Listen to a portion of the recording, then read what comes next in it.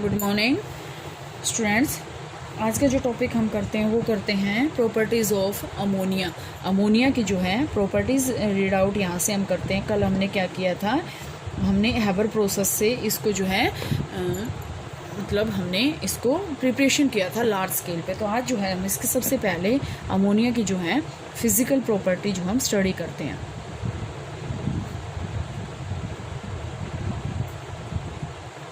Physical properties के अंदर हम क्या क्या रीड आउट करेंगे, ध्यान से देखें। फिज़िकल प्रॉपर्टीज़ में बेटे सबसे पहले आपके पास क्या होती है, अमोनिया जो है एक कलरलेस गैस है, ठीक है, कलरलेस है, ठीक है। लेकिन यहाँ से अगर हम इसको ऑर्डरलेस कहें तो हमारा गलत होगा।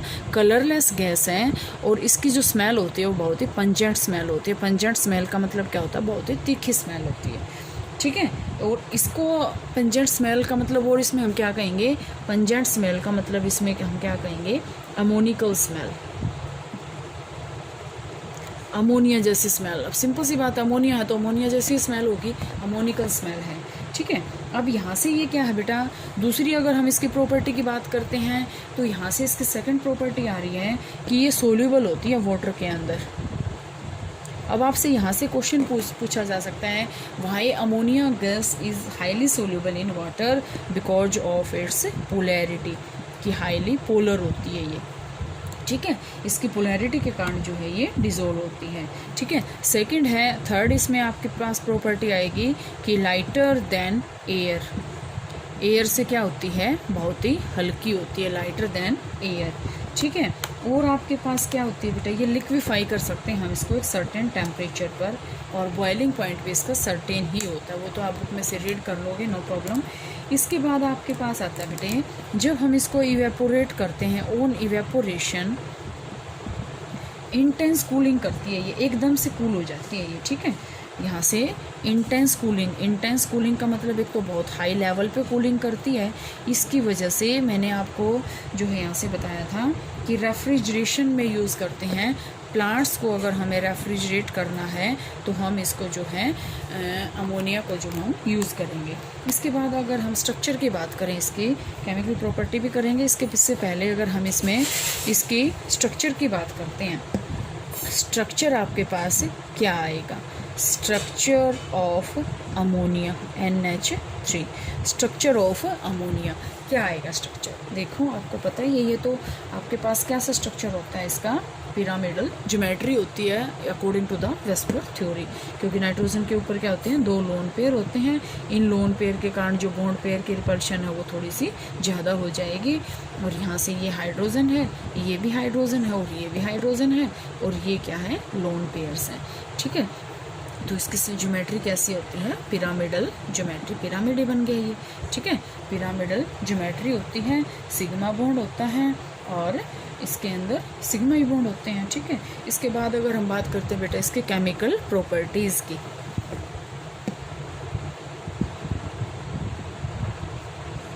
केमिकल प्रॉपर्टी, केमिकल प्रॉपर्टी में सबसे पहले हम बात करते हैं कि बेसिक इन नेचर, इसका जो नेचर होता है ना वो बेसिक होता है, मतलब एसिडिक ये यूज़ नहीं करते हम इसमें, बेसिक है, मतलब ये रेड लिटमस को ब्लू के अंदर चेंज कर देती है, रेड टू ब्लू, क्योंकि 10th क्लास में ये तो ब्लू टू रेड कौन करता है, एसिड, और बेस बेस क्या करता है, रेड को ब्लू में चेंज कर देता है। तो इसका मतलब यहाँ से क्या है, ये बेसिक इन नेचर, और बेसिक इन नेचर का मतलब, और अगर हम बात करें वाटर के अंदर जब हम इसको मिक्स करते हैं NH3 H2O, और जब हम इसको वाटर के अंदर मिक्स करेंगे तो यहाँ से क्या बन जाएगा, NH4 पॉजिटिव, यहाँ से ये किसके अंदर टूटेगा, H positive plus OH negative, एक तो इसके साथ मिल जाएगा, NH4 पॉजिटिव हो गया, प्लस क्या हो जाएगा, OH नेगेटिव आयंस हो जाएंगे।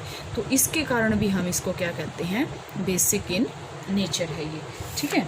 बेसिक इन नेचर में अगर हम बात करें यहाँ से, और क्या होता है बेटे, कार्बन सेकंड जो अगर बात करें आपके पास, ये 1 मार्क्स के क्वेश्चन जो हैं, जो आपके पास पेपर में MCQ जाएंगे, वो यहाँ से ये पूछे जा सकते हैं कि अमोनिया गैस जो होती है वो एसिडिक होती है, बेसिक होती है, न्यूट्रल होती है, नन ऑफ दीज है, तो वो आपके पास क्या है, बेसिक इन नेचर।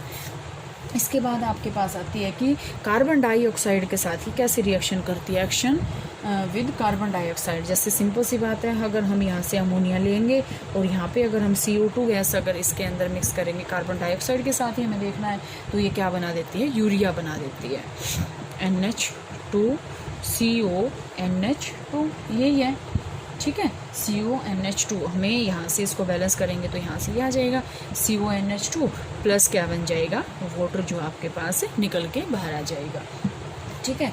इसके बाद अगर हम देखें कंबस्शन, अगर हम अमोनिया का कंबस्शन करें, मतलब ऑक्सीजन के प्रेजेंस में हाई टेम्परेचर पर इसको हम बर्न करें, तो आपके पास इसका प्रोडक्ट जो है वो क्या बनेगा, ध्यान से देखो क्या बनेगा।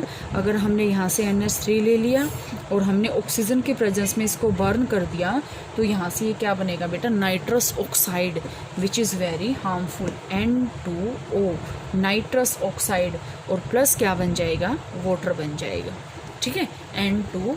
बैलेंस कर लोगे, नो प्रॉब्लम। इसके बाद आपके पास आता है बेटा ऑक्सीडेशन। ऑक्सीडेशन भी इसका जो है होता है। ऑक्सीडेशन में आपके पास कौन कौन सी रिएक्शन आएंगी। ऑक्सीडेशन का मतलब क्या होता है, एडिशन ऑफ ऑक्सीजन। आप देखो कि अमोनिया जो है ऑक्सीडाइज्ड हो जाता है नाइट्रोजन के अंदर जब हम कॉपर ऑक्साइड के ऊपर से इसको पास करते हैं, कॉपर ऑक्साइड की, क्योंकि देखो ऑक्सीडाइजिंग एजेंट तो डालना पड़ेगा जब हमें ऑक्सीडेशन करना है, तो ऑक्सीडाइजिंग एजेंट का मतलब क्या है, यहाँ से वो उसका ऑक्सीडेशन करेगा। हमने क्या ले लिया, NH3, और हमने इसके अंदर क्या डाल दिया, CuO, क्योंकि यही तो इसके अंदर ऑक्सीजन को ऐड करेगा। अगर हम ऑक्सीडाइजिंग एजेंट ना लें तो ये यहाँ से पॉसिबल नहीं है। तो यहाँ से ये क्या बन जाएगा, आपके पास N2 बन जाएगा, और जिसके कारण आपके पास क्या होएगा, हाइड्रोजन के अंदर ऑक्सीजन का एडिशन हो जाएगा, और ये किसके कारण हो जाएगा, Cu बन जाएगा, इसका रिडक्शन हो गया। H2O हाइड्रोजन का क्या हो गया, ऑक्सीडेशन हो गया, और N2 का क्या हो गया, यहाँ से अगर हम यहाँ से देखेंगे तो इसका क्या हो रहा है, ऑक्सीडेशन हो रहा है, ठीक है, ऑक्सीडाइज हो जाती है नाइट्रोजन के अंदर, ठीक है। इसके बाद रिएक्शन विद एसिड्स की, अगर हमने अभी बताया है ये बेसिक नेचर है, तो एसिड्स के साथ ही रिएक्शन कैसे करती है। देखो हमने लिया NH3 और इसके अंदर हमने HCl डाल दिया, तो ये क्या बनाएगा, अमोनियम क्लोराइड बना देगा, NH4Cl, ठीक है। या फिर अगर हम NH3 को लेके इसके अंदर कोई ज़रूरी थोड़ी है एक ही एसिड डाले, H2SO4 डाल दिया, क्या बन जाएगा, NH4 ट्वाइस SO4, क्या बन गया, अमोनियम सल्फेट, ठीक है। इसके बाद जो रिएक्शन आपके पास आएगी, इसकी रिएक्शन इसमें आपके पास आएगी मेटल साल्ट के साथ, ठीक है, मेटल साल्ट के साथ रिएक्शन आएगी। इसके बाद अगर हम इसमें बात करें इसकी यूजेस की, तो यूजेस जिसमें आपके पास क्या है, रेफ्रिजरेटिंग एजेंट के रूप में यूज़ करते हैं, हम इसको अभी बताया था। और हम क्या करेंगे, फर्टिलाइज़र के रूप में यूज़ करते हैं। और हम क्या करेंगे, नाइट्रिक एसिड के फॉर्म में इसके मैन्युफैक्चर में भी हम यूज़ करते हैं, नाइट्रिक एसिड HNO3 में, ठीक है, अमोनियम ब्रोमाइड बनाने में। तो बेटा ये इसके यूजेस थे। इसके बाद आपका जो टॉपिक है वो आता है ऑक्साइड्स ऑफ नाइट्रोजन, वो आपका सिलेबस में से कट ऑफ हो चुका है। नेक्स्ट टॉपिक कल करते हैं।